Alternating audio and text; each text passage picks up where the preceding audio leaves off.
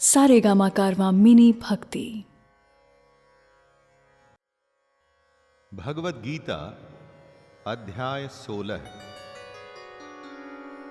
जय श्री कृष्ण। दोस्तों, एक ही तरह की परिस्थिति में लोग अलग अलग तरीके से रिएक्ट करते हैं।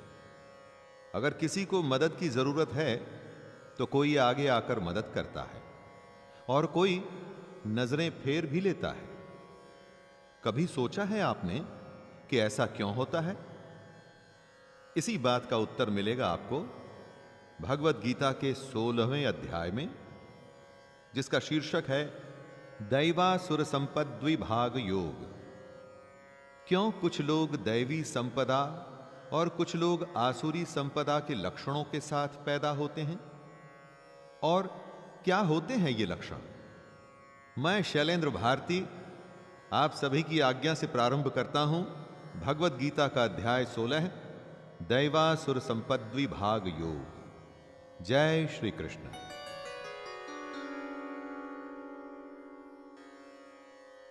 श्री भगवानुवाच अभयं सत्त्वसंशुद्धिर्ज्ञानयोगव्यवस्थितिः दानं दमश्च यज्ञश्च स्वाध्यायस्तप आर्जवम्। भगवान कहते हैं कि जहां डर न हो, अंतःकरण एकदम स्वच्छ हो, तत्व ज्ञान को हासिल करने के लिए ध्यान योग में निरंतर प्रतिज्ञा हो, सात्विक दान हो, इंद्रियों का दमन करने की इच्छा हो, भगवान, देवता और गुरुजनों की पूजा की जाए और अग्निहोत्र जैसे उत्तम कर्मों का पालन हो, वेद शास्त्रों का पठन पाठन, कितने भी कष्ट आएं लेकिन स्वधर्म का पालन किया जाए, ये सारे लक्षण होते हैं दैवी संपदा के। संपदा का अर्थ वैसे तो धन, दौलत और ऐश्वर्य होता है दोस्तों, लेकिन दैवी संपदा के गुण हमारी दुनिया की संपत्ति से बिल्कुल अलग होते हैं। कृष्ण ऐसा कह रहे हैं कि यही तो सबसे बहुमूल्य संपत्ति होती है। अहिंसा सत्यमक्रोधस्त्यागः शान्तिरपैशुनम् दया भूतेष्वलोलुप्त्वम् मार्दवम् ह्रीरचापलम्। दैवी संपदा के लक्षणों को समझाते हुए कृष्ण कहते हैं कि ना मन से सोच के, न वाणी से बोल के, और ना ही शरीर से कभी भी किसी को कष्ट देना चाहिए। यथार्थ और प्रिय भाषण कहना चाहिए, यानी सिर्फ सच और ऐसी बातें बोलनी चाहिए जो सबको प्रिय लगें। जो आपका बुरा करें उसके ऊपर भी कभी क्रोध न करें। घमंड और अभिमान बिल्कुल भी नहीं होना चाहिए। ऐसा न सोचें कि सब कुछ करने वाला मैं ही हूं। चित्त को चंचलता से बचाकर उसे स्थिर करना चाहिए। किसी की भी बुराई न करें। सब प्राणियों पे दया की जाए। इंद्रियों में आसक्ति को न होने दें। ये सारे लक्षण दैवी संपदा से युक्त लोगों के ही हो सकते हैं। तेजः क्षमा धृतिः शौचम रुद्रोः नातिमानिता भवन्ति संपदं दैवीम् अभिजातस्य भारत। तेज वो गुण है जिसके सामने छोटे, घटिया या बुरे लोग भी इसके प्रभाव में आकर के अच्छे काम करने लगते हैं। कृष्ण दैवी संपदा के लक्षणों को स्पष्ट करते हुए कह रहे हैं कि तेज, क्षमा, धैर्य यानी कि संयम, बाहर की शुद्धि यानी कि अच्छे संस्कार, किसी में भी शत्रु भाव का न होना और अपने अंदर घमंड का बिल्कुल न होना ही दैवी संपदा को लेकर उत्पन्न हुए पुरुष के लक्षण हैं। देवताओं के गुण लेकर जो पैदा होता है उसे ही दैवी संपदा से युक्त कहा जाता है। दोस्तों, जो इन गुणों के साथ पैदा नहीं हुआ, लेकिन अगर वो अपना बर्ताव ऐसा कर ले तो भी तो उसे दैवी संपदा से युक्त ही कहा जाएगा। दंभो दर्पोऽभिमानश्च क्रोधः पारुष्यमेव च अज्ञानं चाभिजातस्य पार्थ संपदमासुरीम्। दैवी संपदा के गुणों के लक्षण के बाद अब कृष्ण आसुरी संपदा के लक्षण बता रहे हैं।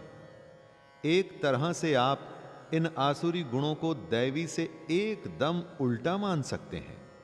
जैसे दंभ यानी कि घमंड का होना, क्रोध कठोरता यानी कि क्रूर, रूढ़ बर्ताव और अज्ञान, ये सब आसुरी संपदा को लेकर उत्पन्न हुए पुरुष के लक्षण हैं दोस्तों। अब अगर अगली बार किसी से जब आप मिलें या डील करें तो सोचिएगा कि उसमें कौन सी संपदा के गुण हैं। उसके गुणों से आप उसके व्यक्तित्व का परीक्षण कर सकते हैं और उसी तरीके से बर्ताव भी कर सकते हैं। दैवी संपद्विमोक्षाय निबंधायासुरीमता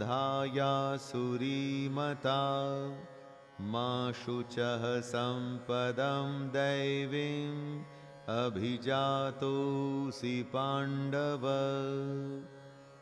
मनुष्यों के व्यवहार में दो तरह के बर्ताव होते हैं, दैवी और आसुरी। दैवी संपदा के जो गुण हैं वो मुक्ति के लिए होते हैं। अगर उन गुणों को आप पालन में लाते हैं, नियम से इन गुणों को अपने जीवन में उतारते हैं, तो इसका अर्थ है कि आप मुक्ति की तरफ बढ़ रहे हैं। लेकिन आसुरी संपदा के गुण बंधन के लिए माने गए हैं। बंधन किससे? इस दुनिया से। कृष्ण कहते हैं, हे अर्जुन, तू शोक मत कर, क्योंकि तू दैवी संपदा को लेकर उत्पन्न हुआ है। अर्जुन के सारे गुण दैवी थे, इसलिए कृष्ण उसे हिम्मत देते हुए चिंता न करने के लिए कह रहे हैं। द्वौ भूत सर्गौ लोकस्मिन् वासुर एव च दैवो विस्तरशः प्रोक्त आसुरं पार्थ मे शृणु। कृष्ण ने इस दुनिया का एनालिसिस करते हुए सीधे सीधे इसे दो हिस्सों में बांट दिया है दोस्तों, दैवी संपदा और आसुरी संपदा। मनुष्य दो ही तरह का हो सकता है, दैवी प्रकृति वाला और आसुरी प्रकृति वाला। इन दो के अलावा और तीसरी कोई प्रकृति मनुष्य में आपको नहीं दिखेगी। जब हृदय में, मन में दैवी संपदा के गुण घर कर लेते हैं तो आप एक तरह से देवता हैं, और अगर मन में आसुरी संपदा के लक्षण आ गए तो मतलब आप ही राक्षस बन चुके हैं। यह हर किसी मनुष्य के लिए सच है दोस्तों। आप जितनों को भी जानते हैं उनको भी इन्हीं दो श्रेणियों में बांट सकते हैं। प्रवृत्तिं च निवृत्तिं च जनानां विदुरासुराः न शौचं नापि चाचारो न सत्यं तेषु विद्यते। कृष्ण कहते हैं कि आसुरी स्वभाव वाले मनुष्य प्रवृत्ति और निवृत्ति दोनों को ही नहीं जानते। दोस्तों, अगर किसी को आप उसकी कमी या बुराई के बारे में बताएं और वो समझने को तैयार ही ना हो, तो क्या कभी वो उस कमी या उस बुराई को दूर कर पाएगा? कभी नहीं। आसुरी स्वभाव वाला ये समझता ही नहीं कि उसकी प्रवृत्ति बुरे कर्मों में है, और इसलिए कभी उनसे छूट ही नहीं पाता। ऐसे लोगों में ना तो बाहर की शुद्धि होती है और ना ही अंदर की, यानी कि अंतःकरण की। इनका आचरण भी बुरा होता है और इनका भाषण सत्य न होके झूठा होता है। हो सके तो ऐसे लोगों से दूर ही रहें। असत्यम प्रतिष्ठम ते जगदाहुरनीश्वरम् अपरस्पर संभूतं किमन्यत काम हेतुकम्। आसुरी प्रकृति वाले मनुष्य इस जगत की सच्चाई समझने को तैयार नहीं होते। वो कहते हैं कि जगत आश्रय रहित है। ये दुनिया अगर किसी नियम से चल रही है तो इसके पीछे कोई तो होगा। आसुरी प्रकृति वाले मनुष्य धर्म और अधर्म के सत्य को नहीं मानते और ना ही वो ईश्वर को मानते हैं। उनका तो मानना है कि संतान केवल स्त्री पुरुष के संयोग से ही उत्पन्न होती है और इसकी वजह सिर्फ काम है। जब धर्म अधर्म में निष्ठा नहीं होती, उसके बाद बेईमानी, छल या कपट करने से भी वो पीछे नहीं हटते। एतां दृष्टिमवष्टभ्य नष्टात्मानोऽल्पबुद्धयः प्रभवन्त्युग्रकर्माणः क्षयाय जगतो हिताः। दोस्तों, दैवी प्रवृत्ति कंस्ट्रक्टिव होती है, यानी कि रचनात्मक, जबकि आसुरी प्रवृत्ति वालों का रवैया डिस्ट्रक्टिव होता है। ये लोग बस नाश ही करते हैं। एक ग्रुप में कुछ लोग हमेशा ऐसी सलाह देते हैं जिससे हल निकले और प्रॉब्लम सॉल्व हो, जबकि कई सिर्फ ऐसी ही बातें करते हैं जिससे परेशानी और बढ़ जाती है। आसुरी लोगों में उनके मिथ्या ज्ञान, झूठी और गलत समझ उनके स्वभाव को नष्ट कर देता है और उनकी बुद्धि को भी मंद कर देती है। ऐसे लोग सिर्फ बुरा करते हैं और जगत का सिर्फ नाश ही करते हैं। काममाश्रित्य दुष्पूरं दम्भमानमदान्विताः मोहाद् गृहीत्वात् सद्ग्रहान् प्रवर्तन्ते शुचिव्रताः। अपने पैसे और शक्ति में चूर आसुरी हमेशा ऐसी कामनाओं में घिरे रहते हैं जो कभी भी पूरी नहीं होती। ज्यादा पैसे वाले को ही और पैसे चाहिए होते हैं, उसमें कभी भी संतोष नहीं होता। अपने आसपास आपको कितने ही ऐसे संपन्न लोग दिख जाएंगे जो सबसे अधिक बेचैन हैं। ये लोग अपने अज्ञान से मिथ्या सिद्धांतों को ग्रहण करते हैं। ये धर्म के सिद्धांत न मानकर अपने ही झूठे सिद्धांतों में खुश होते हैं और भ्रष्ट आचरण करने के बहाने ढूंढते रहते हैं। चोरी और भ्रष्टाचार करते हुए सबको पता होता है कि यह गलत है, परंतु फिर भी करते हैं।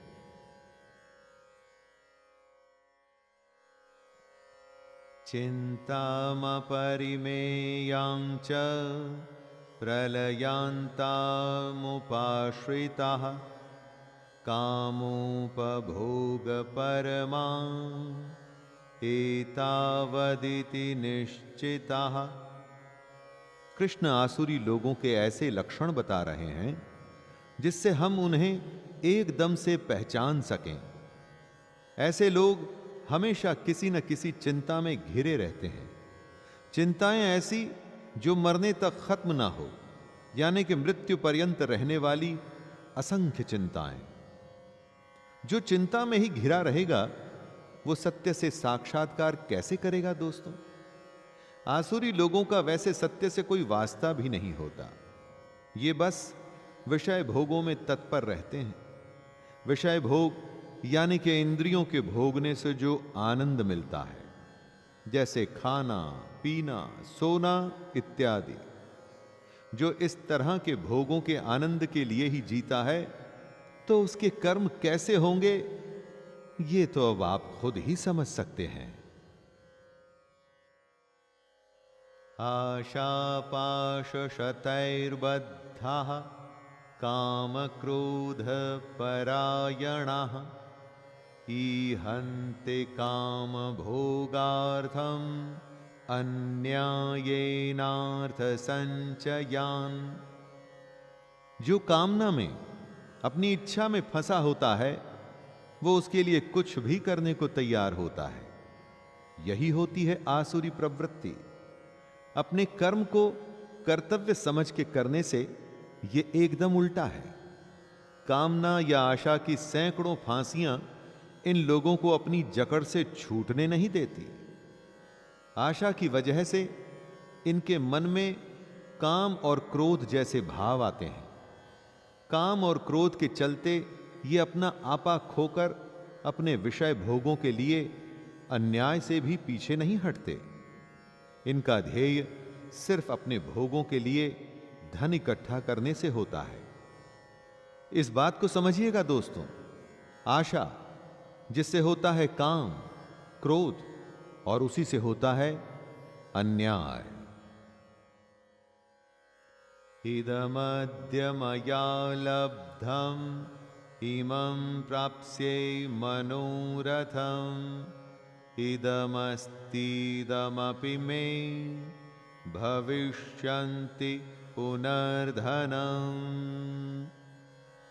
जरूरत 2 रोटी की होती है दोस्तों, और 2 जन्म का धन इकट्ठा करके भी आसुरी मनुष्य बेचैन रहता है। क्यों? क्योंकि आसुरी मनुष्य सोचता है कि मैंने आज ये प्राप्त कर लिया है, इससे मैं ये खरीदूंगा, वो खरीदूंगा, ऐसा करूंगा, वैसा करूंगा। और जिस दिन ये खरीद पूरी हो जाती है तो कोई नई कामना, कोई नई आशा, कुछ नया प्राप्त करने के लिए विवश करती है, और ये कामना पहले से बड़ी होती है। इस बार बड़ी कार या बड़ा घर या पहले से भी महंगा गहना लेना होता है, और इस तरह से यह सिलसिला एक फांसी की तरह बस कसता हुआ चला जाता है। अधिकतर तो यह समझ ही नहीं आता, और अगर समझ भी आता है तो बहुत देर हो चुकी होती है। असौ मया हतः शत्रुर्हनिष्ये चापरानपि ईश्वरोऽहमहं भोगी सिद्धोऽहं बलवान सुखी। आसुरी प्रवृत्ति के मनुष्यों को पहचानने के लिए उनके अहंकार को पहचानना चाहिए। ये लोग ऐसा सोचते हैं कि एक शत्रु मेरे द्वारा मारा गया और अब मैं दूसरे शत्रुओं को भी मार डालूंगा। कहने का मतलब, एक जीत के बाद इनको लगता है कि अब ये जीतते ही रहेंगे, और हर जीत के बाद इनका अहंकार पहले से भी ज्यादा हो जाता है। ये लोग एक तरह से अपने आप को ईश्वर समझने लगते हैं, क्योंकि ये अपने आप को ऐश्वर्य का भोगने वाला मानते हैं। इन्हें लगता है कि ये सब सिद्धियों से युक्त हैं, और ये अपने बल और झूठे सुख में ही जीते रहते हैं। आढ्योऽभिजनवानस्मि कोऽन्योऽस्ति सदृशो मया यक्षे दास्यामि मोदिष्य इत्यज्ञानविमोहिताः अनेकचित्तविभ्रान्ता मोहजालसमावृताः प्रसक्ताः कामभोगेषु पतन्ति नरकेषु च। अपने धन और अपने बड़े कुटुंब पर अभिमान करने वाले अपने सामने दूसरे किसी को कुछ भी नहीं समझते। अपने बुरे कामों को ये यज्ञ और दान से धोने की कोशिश करते हैं, और साथ में ही अपने आमोद प्रमोद में मस्त रहते हैं। इनका जो मोह है वो अज्ञान से पैदा हो रहा है। इनका चित्त एकदम भ्रमित है। अपने अज्ञान से पैदा हुए मोह से ये लोग कभी निकल ही नहीं पाते, बल्कि इसके जाल में और ज्यादा फंसते जाते हैं। और इसका नतीजा होता है महान अपवित्र नरक। अगर ऐसे आसुरी लोगों को लगता है कि वो बच गए तो ये उनकी भूल है। आत्मसंभाविता स्तब्धा धनमान मदान्विता यजन्ते नाम यज्ञैस्ते दंभेना विधिपूर्वकम्।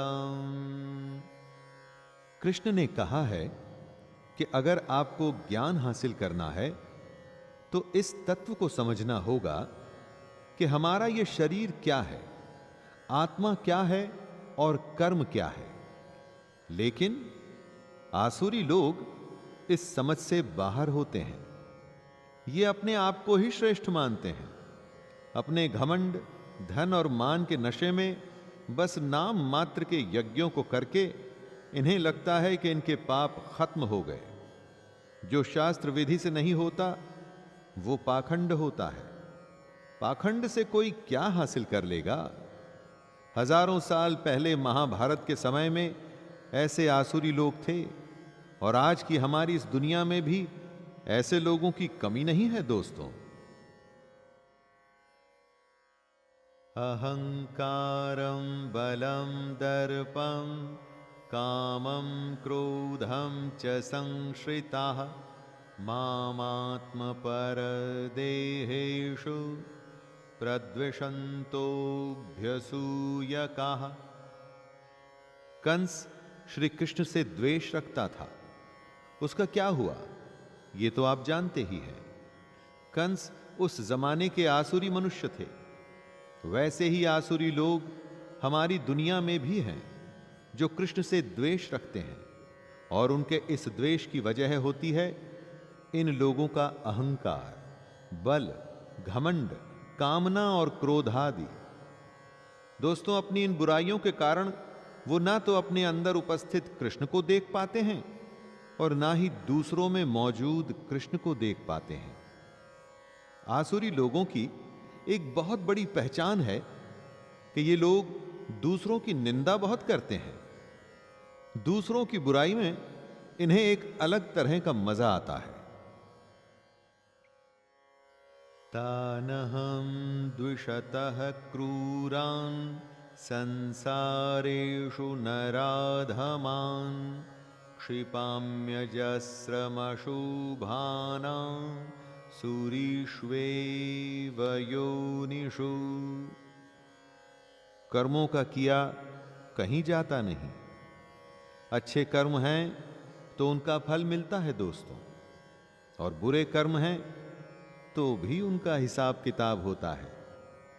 कृष्ण कहते हैं, मुझसे द्वेष करने वाले पापाचारी और क्रूर कर्मी नराधमों को मैं संसार में बार बार आसुरी योनियों में ही डालता हूं। दोस्तों, मरते समय हम अपने संस्कार अपने साथ लेके ही दूसरे शरीर में जाते हैं। यहां हम से मतलब आत्मा से है। जब हमारी आत्मा एक शरीर को छोड़कर दूसरे में जाती है तो अपने साथ सारे संस्कार ले जाती है। आसुरी लोग इसी वजह से बार बार आसुरी योनियों में ही जन्म लेते हैं। अपने जन्म के दौरान उन्हें लगता है कि वो बहुत आनंद उठा रहे हैं, लेकिन असल में वो कृष्ण के द्वारा दिए गए दंड को भोग रहे होते हैं।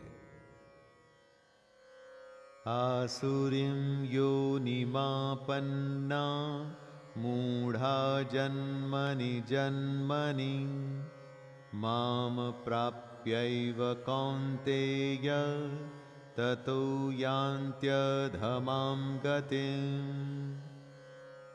जब तमोगुण की बाहुलता होगी तो स्वाभाविक है कि सतोगुण और रजोगुण कम हो जाएंगे। तमोगुण नीच योनि में लेके जाता है। आसुरी लोगों को कृष्ण बेवकूफ बताते हैं। ऐसे लोग कृष्ण को कभी प्राप्त नहीं होते। वो लगातार एक जन्म के बाद अगले जन्म में आसुरी योनि में ही जाते हैं और फिर उसके बाद उससे भी अति नीच गति को प्राप्त होते हैं, अर्थात घोर नरकों में पड़ते हैं। बुरे लोग कभी कृष्ण को प्राप्त करने की कोशिश ही नहीं करते। पैसा, मान और प्रतिष्ठा में ही अपना सब कुछ लगा देते हैं। जिसकी कोशिश नहीं करेंगे तो दोस्तों वो मिलेगा कैसे? त्रिविधम नरकस्येदं द्वारं नाशनमात्मनः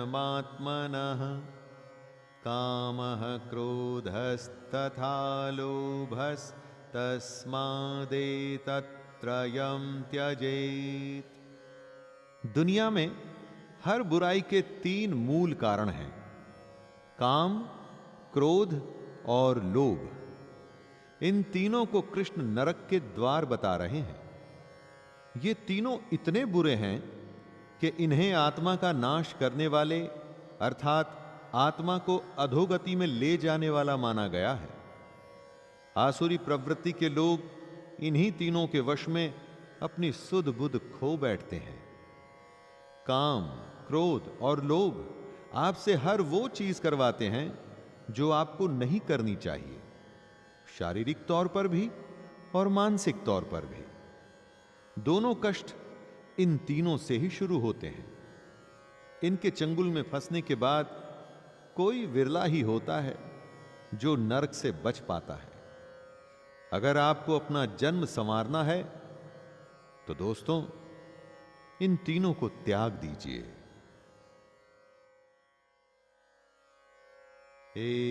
एतैर्विमुक्तः कौन्तेय तमोद्वारैस्त्रिभिर्नरः आचरत्यात्मनः श्रेयस्ततो याति परां गतिम्। काम, क्रोध और लोभ को कृष्ण नरक का द्वार बताते हैं। जो मनुष्य इन तीनों नरक के द्वारों से मुक्त होता है वो पुरुष अपने कल्याण का आचरण करता है। अपने कल्याण का आचरण से अर्थ ये हुआ दोस्तों कि अपने उद्धार के लिए कृष्ण द्वारा बताए हुए रास्ते पर चलता है और इसीलिए ऐसे पुरुष परम गति को जाते हैं अर्थात कृष्ण को प्राप्त होते हैं। आपको अपनी भलाई करनी है या आपको नरक में जाना है, यह निर्णय आपका है। कृष्ण ने दोनों रास्ते बताए हैं आपको। हर किसी को इन दोनों रास्तों में से किसी एक को चुनना होता है। यह शास्त्र विधि मुत्सृज्य वर्तते काम कारतः न स सिद्धिमवाप्नोति न सुखम न परां गतिम्। लोगों में दैवी प्रवृत्ति या आसुरी प्रवृत्ति का असली निर्धारण होता है शास्त्रों से और किसी से नहीं। जो शास्त्रों का पालन करता है वो दैवी प्रवृत्ति का है, आसुरी प्रवृत्ति का नहीं।